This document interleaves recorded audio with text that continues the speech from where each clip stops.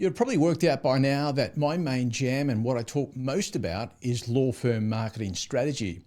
And that's because after doing this work for close to 20 years, much longer if you take into consideration when I was doing ad copy, while I was working as a PI lawyer for a small firm that became a national practice, that strategy is where it all starts and ends. And the reality is, if you haven't got one, 2025 will be the same as 2024, but probably worse given the tectonic shift that's happening in marketing generally. But just for a moment, I want to talk tactics. Now, for all those years I've been running my law firm marketing agency Practice Proof, every year there's the usual banter that next year will be the year of video, or the next year after that will be the year of content, and on it goes.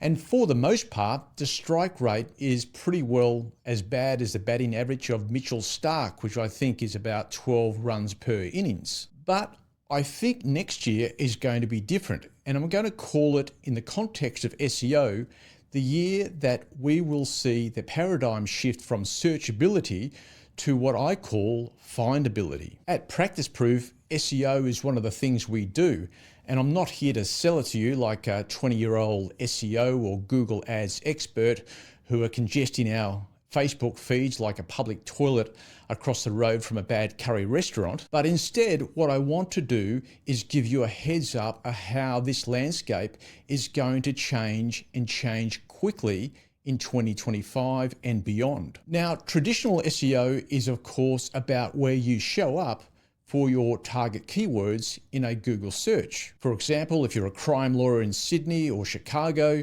you want to be ranking in good positions for relevant keywords, so you obviously get found. Now, if you've done your brand building or your brand salience work well, which I harp on about, you don't have to play in the sandpit as much with all your other snotty-faced competitors. But it's likely you're there, albeit unwillingly. Here's the rub.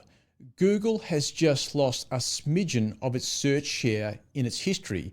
And yes, I know it's only a couple of million users. Where did they go?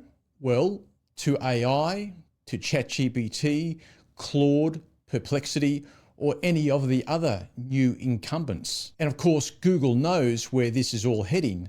So this year, they introduced their own generative AI search in the search browser. What this looks like is when people search, "I need a testamentary trust," Google AI overviews right off the bat in the search browser offers its AI recommendations. Now in the US, approximately 70 to 90% of all related legal search is being fed with Google AI overviews. What this practically means, if SEO is your main game for lead generation, then when a user searches, say, fixed fee family lawyers in Delaware or Sydney, first up, they'll be intercepted by Google AI recommendations, and those recommendations often have very little or no relationship with who is ranking 1, 2, or 3 for that keyword in organic search. Similarly, what happens to your search results if someone goes to ChatGPT, Claude, or Perplexity asking the same thing?